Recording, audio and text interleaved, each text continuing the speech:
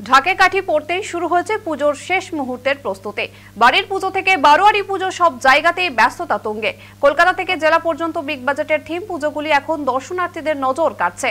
বিশেষভাবে নজর কেড়েছে ব্যারাকপুর শিল্পাঞ্চলের পুজোগুলি। এদের মধ্যে অন্যতম প্রাচীন ও পরিচিত হলো ইছাপুর আনন্দ মঠ কেন্দ্রীয় সার্বজনীন দুর্গোৎসব। এবছর তাদের পুজোটি ৭৫তম বর্ষে পা দিতে চলেছে। এইবারে তাদের থিম আশার প্রদীপ।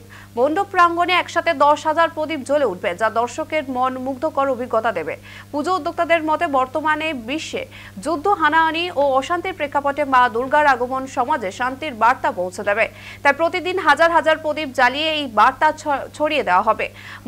মণ্ডপের মা দুর্গার মূর্তিতেও শান্তির প্রতীক ফুটিয়ে তোলা হয়েছে। তবে উদ্যোক্তাদের আশা, অন্যান্য বছরের তুলনায় এবার দর্শনার্থীদের সংখ্যা কয়েক গুণ বেড়ে যাবে।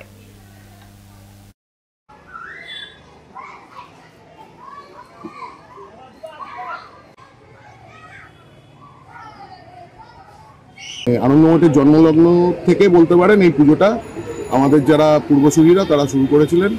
এবছর আমাদের ৭৫তম বর্ষ। মোটামুটি আনন্দমঠের জন্ম ৭৫ বছর, এই পুজোটারও বয়স ৭৫ বছর। আর এটা আমাদের প্ল্যাটিনাম জুবিলি ইয়ার। এবছরের থিমের নাম দেওয়া হয়েছে আশার প্রদীপ।